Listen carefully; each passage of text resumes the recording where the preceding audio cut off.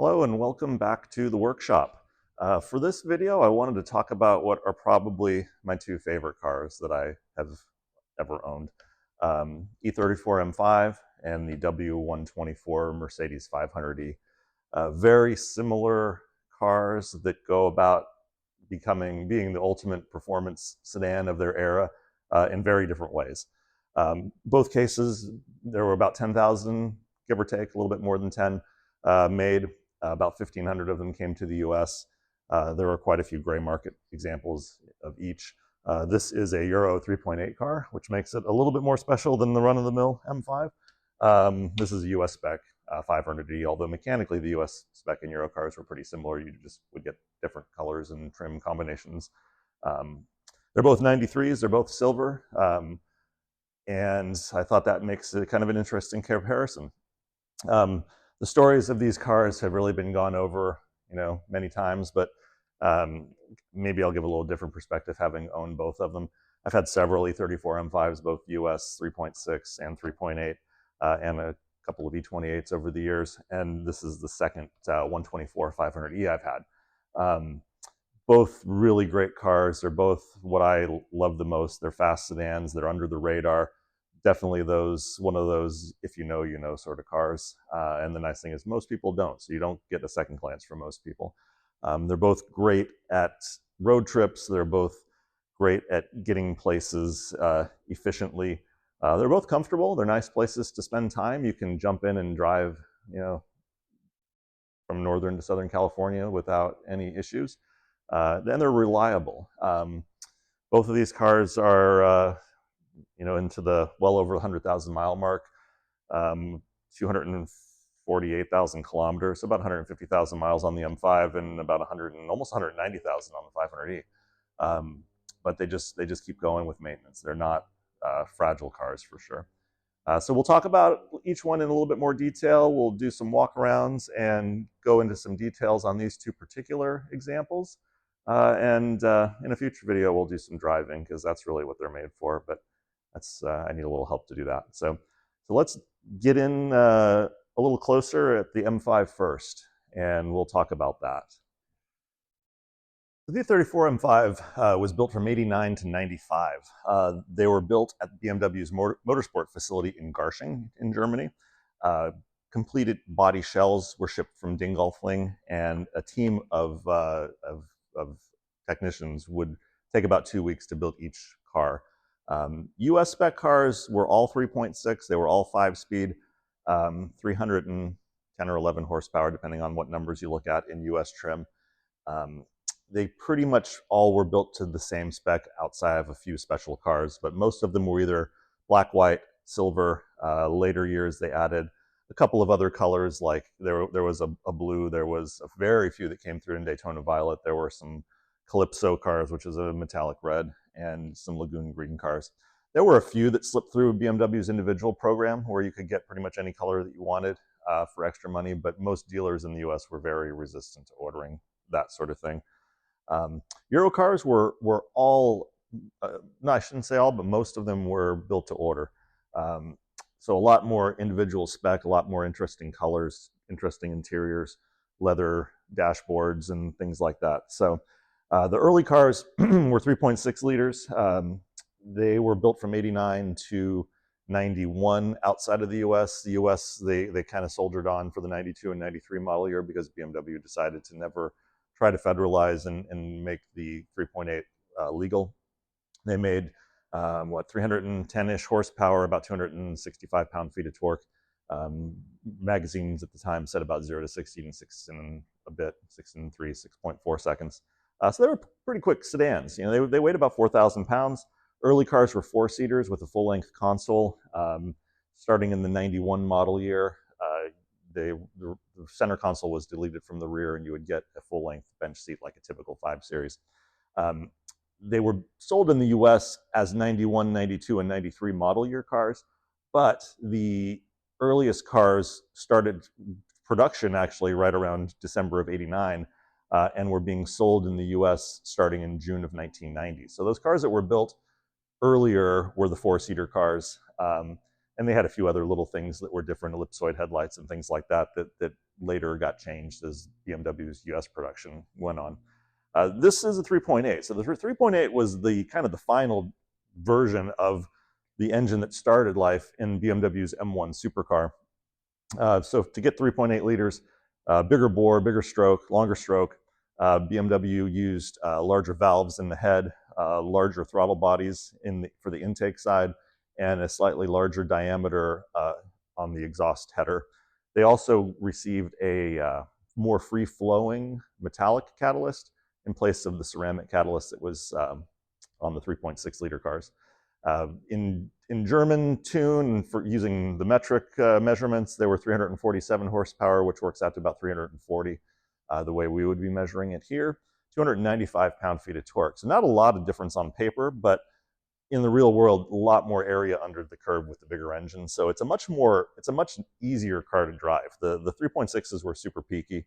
You really didn't get much power below 4,000 RPM. So you had to drive them to really realize that you're driving something, fast. The 3.8s, they pull much harder from the 2,500, 3,000 RPM range. I think BMW had claimed 80% of its max torque was available from 2,000 RPM on. So it's a car that you could drive more comfortably around town. It doesn't need to be revved, but it'll still rev to 72, 7,400 RPM, and it still keeps making power. Later years received a 6-speed starting May of '94, so the last model year essentially. When the 6-speed cars came, they also got the M parallel wheels, larger brakes with floating rotors and 4-piston calipers, and a couple of other little things that I can't think of right now. And of course, there was the M5 wagon that came in '92 through '95, never officially sold in the US. There's probably 50 or so of them here now. We'll do a video at some point on my M5 touring. But from a driving standpoint, again, having both the sedan and the touring, the sedan's the better car. It's lighter, it's stiffer, and you feel that difference in mass when you're driving the car. A little more on the 3.8. So more power, more torque, more refinement. They had dual mass flywheels, which kind of smoothed out the gear change and made for less transmission noise, although it did slightly add weight to the driveline. This was the first BMW to finally get rid of the distributor. So this is a coil-on plug car. It used Bosch Motronic 3.3 like the 540s and the V8 cars were using. So definitely more refined. You notice a little bit quicker throttle response. They used a resonance flap system in the intake plenum, which gives 2 different paths for air to take depending on RPM, so it helps boost mid-RPM torque, but that was now controlled by the DME rather than by a standalone computer like the 3.6s were. And overall, pretty fuel efficient for what it is. I mean, this car will get into the low 20s on a road trip. It's not what you buy the car for, but it's nice. Combined with the 90-liter fuel tank, you can go a long way on a road trip. Let's look a little at the interior here. This particular car has had some changes done over the years. It was originally a very highly optioned car with buffalo hide interior in an anthracite color. That went missing somewhere between leaving Germany and arriving in the U.S. And when it was brought into the U.S., it was sold originally with a black leather interior, which wasn't bad, but kind of more run-of-the-mill. I had it like that for a few years until I came across this Alcantara interior, which was actually the standard interior for the 3.8. So Alcantara with the motorsport kind of flex stripes in the center. I added the motorsport seat belts also. They're super grippy and they just look really good. Let's get inside here. Typical BMW dash, speedo, tack, fuel and temp, and then there's also an oil temp gauge that you get in the M cars. The 3.8s had electronic dampening suspension, so you have a little switch here where you can go from sport to P, which stands for program. Program is kind of the automatic system. So there's a computer, there's accelerometers, and it takes vehicle speed into account to adjust the shock stiffness. So if you're on normal driving, I leave it in program and it works pretty well. If you're on a super smooth road or a racetrack, sport is great because it definitely firms up the car. But on a typical bumpy back road, it's a little too stiff. Um, this car, being pretty highly optioned, had the automatic climate control. Um, BMW did some little touches like an illuminated shift knob. I've added the Blaupunkt radio. Um, and this car also had a kind of an automatic dimming rear view mirror. Interestingly, this car also originally had a tow bar fitted. A lot of people use these to tow things. And so some of the subtle differences in the body of the M5 versus the typical E34, the filler plate behind the license plate, larger tailpipes. This car's got an aftermarket exhaust, which is even a little bit larger, but sounds amazing. And the lower body trim, the skirts around the base. Most cars, they were painted in a contrasting color. Typically, a light car like a silver car would have diamond black, so a darker contrast. If it was a darker car, it would have a lighter gray contrast. Although you could vary that if you wanted something special, you could specify, different contrasting colors, or even just have the whole car one color, monochromatic style. I like the contrast. I think it helps highlight the body kit. And the car's pretty subtle, so it doesn't really stand out too much to me. The wing was kind of an optional add-on.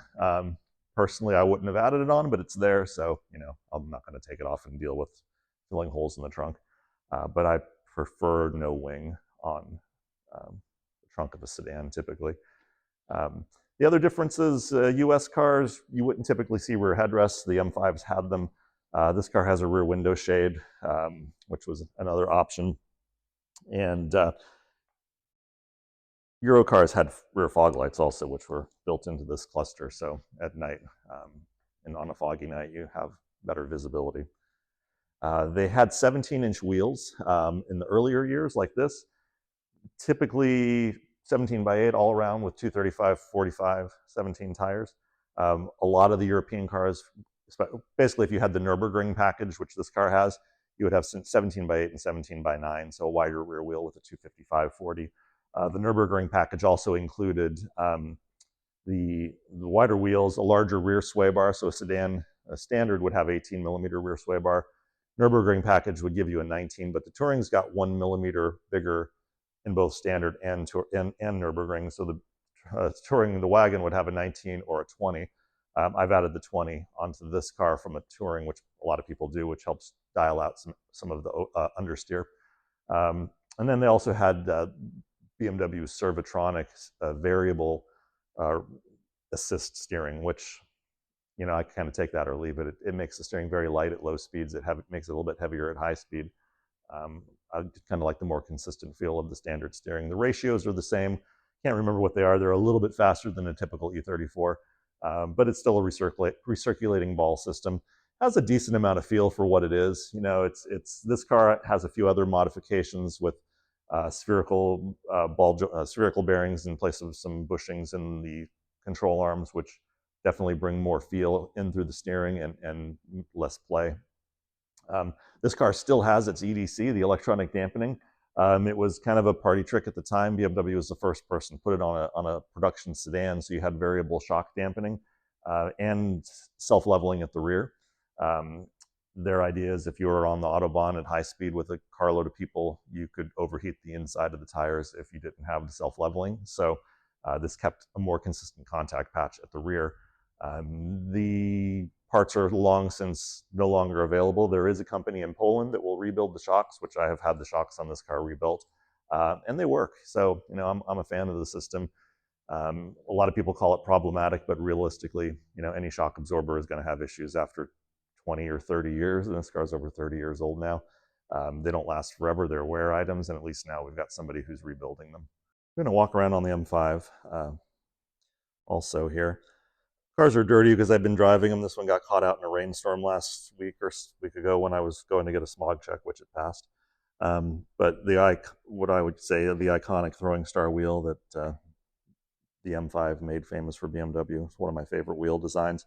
I've upgraded the brakes on this car to the later Euro floating discs, so it's got 345 millimeter front rotors, 4 piston calipers, 328 rear rotors with single piston calipers. Interesting side note, if you're ever looking at Euro spec BMWs, headlight washers. That's kind of a telltale of where the car came from. if the car was sold in a region of Germany that used salt on the roads, they had to have headlight washers. So if you see a Euro market car that does not have headlight, or German market car that does not have headlight washers, it was sold in a place that did not use road salt, which might be good from a long-term rust standpoint. This car was imported in 2001. It had about 30,000 kilometers on it, so the history has shown. So it came over early. It had to be federalized, um, although very little was done. There's a couple of stories that went along with this car. If you Google the VIN, you'll find past for sale ads in Roundel, the BMW Club magazine, that this car was supposedly brought in by a Polish diplomat. Now, no one really gives a name or goes into much detail, so I don't know, is that a diplomat to the US from Poland or a US diplomat who was in Poland and came to the US? But either way, why would he be bringing back an 8-year-old BMW to the US? When you Google the guys who were those diplomats at the time and try to see did they have any history of being car enthusiasts, you don't really find anything. So don't quite buy that, but that's the story that the car has. More realistically, when you Carfax it, it shows that it was imported in 2001 and it went to Miami, Florida. There was a shop there that has long since been out of business and was not known for doing things quite legally. So they sold a lot of cars that had pretty much nothing done from a federalization standpoint. So maybe that was this car, but this car has been pretty low mileage in the US until I got it. So I bought it about 12 years ago, 170,000 kilometers on it. It's a little over 100,000 miles. And I've enjoyed it. It's almost 250 now. And if I had to pick, this is my favorite of everything. The 500e story is a little bit more complicated. In the mid-late 80s, Mercedes had designed the 124 to be an economy car. It was built around 4, 5, and 6-cylinder engines, gas and diesel. There was never any thought that there would be a performance model because this was not what that car was about. In the late 80s, well, really in the mid 80s, BMW had the M5 in both E28 and then later E34 body styles, and Mercedes was seeing that they were losing some sales to this. There's also talk that when Lexus brought the V8 cars into the US, Mercedes felt they needed a V8 in the smaller cars. I don't know. They're kind of different. This is not a competitor to LS400, I would think. So I don't know. I've heard that reported, but I don't know if I really buy that totally. But Mercedes did want a performance halo car to compete with the M5. So what do? You can't just, well, although AMG did show you could just put a V8 in these cars, Mercedes didn't really want to go about it that way. It was the early 90s, and there was a recession, and Porsche was struggling, and Porsche had a consultation department. And so Mercedes went across town to Porsche and looked into having these 124 chassis modified to fit their then new M119. The 119 was a 4-cam V8, pretty high tech for the day, variable valve timing, 320 something horsepower.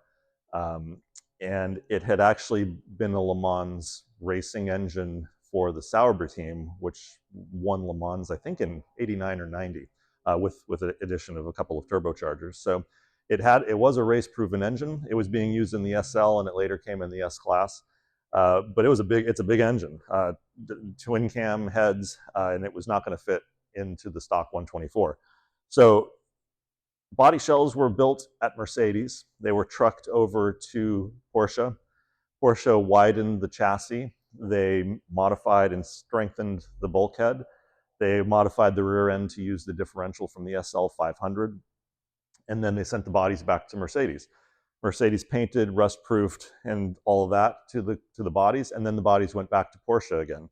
Drivetrain, interior, all the trim was installed, and then the car was once again trucked back to Mercedes for final inspection before being delivered out to its dealer network. So overall, where an M5 took about 2 weeks, typically the Mercedes 500e was more like 3 to 4 to build. And you could see some of that difference in the price. New in the US, an M5 was $55,000 to $60,000. This was solidly in the $80,000 range. They were expensive cars.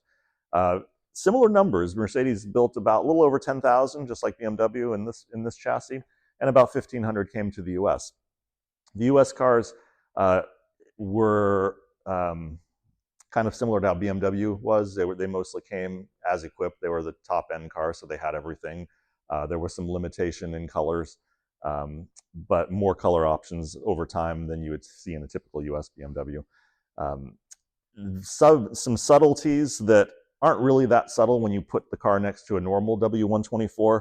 The flared wheel arches to help accommodate tires that were being pushed out because we were using a different, somewhat different suspension setup, both in the front and the rear. When you look at the car by itself, it doesn't really look that wide, but when you park it next to a normal 124, it's wide. And that is what really caused some of the issue with Mercedes to build these cars. So once Porsche did the design and the engineering, Mercedes couldn't fit the car down the production line because it was too wide, which is why the bodies went back to Porsche for their assembly. And it was all a built by hand sort of thing. So fit and finish was always excellent. Paint work, interior, they're really very high end cars. The 500e, the heart of the 500e is the 5-liter V8. This is the engine, the M119 engine, designed and put into the new for the time R129 500 SL. So 5 liters of displacement, 4 valve per cylinder, 4 cam variable valve timing. It was a high-tech engine for the day. Earlier cars made a little more power than later cars, in the mid 320 range for 92 and earlier, and more like 315 for 93 and later. Give or take, I might not be totally right on those. But later cars had some slightly revised wide open throttle fuel maps, which helped fuel economy and probably emissions, but cost a little bit of horsepower. But day to day, it's not something you'd notice. It was only under wide open throttle conditions. But super smooth, very torquey. There were all automatics in the Mercedes, and they had a non-defeatable traction control system, which sometimes you have to be a little careful to work around. Downside of the automatic is they start in second gear also. So unless you really just are on the throttle heavy from the start, you're starting off in second gear, which makes it very smooth, but it blunts power just a little bit. If you roll off the line and then stab the gas, it'll kick it down into first and go, or you could put the shifter in first and manually select first. But similar performance compared to the M5, 0 to 60 times, just a little bit under 6 seconds. They were all electronically limited to 155 miles an hour.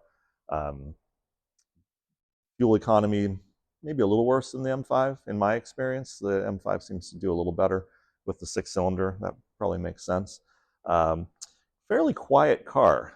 This one's totally stock, and you hear a distant V8 hum when you're on the throttle, but the engine's not, although it puts out a ton of power and a lot of torque, it doesn't make itself as known as the engine in the M5 does when you're driving. Let's look around it. We'll do a walk around and get some views of the inside. We'll do a little walk around here. And this is, I love the flares, and I love how subtle this is. The 500Es came on 16-inch wheels, so that is a limiting factor. You don't find a lot of high-performance tires in 225, 55, 16 anymore.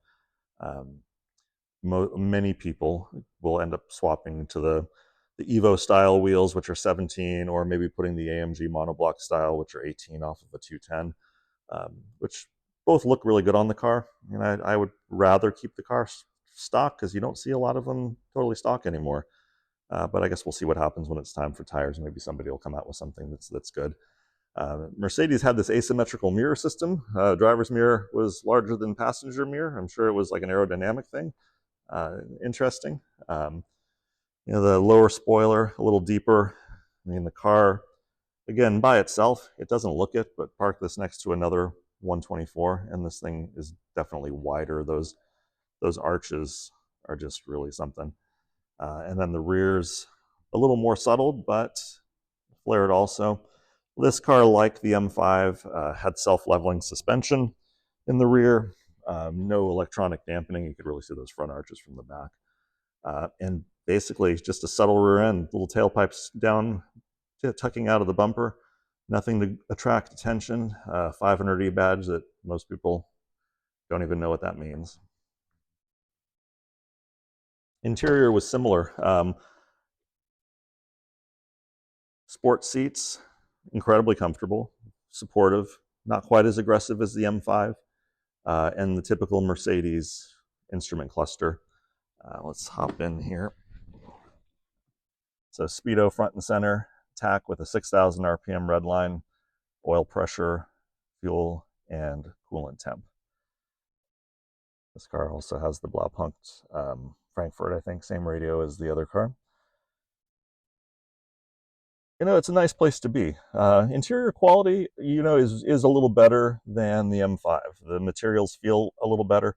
One downside is passenger airbag cars, you lost your glove box, so owner's manual lives in the door pocket. That's too bad they couldn't figure out a better way to do that. But wood, automatic climate control, these are all kind of equipped the same way. Both of these are 93 model years, so they were originally 134A air conditioning cars. So the air conditioning is very, it works great for California.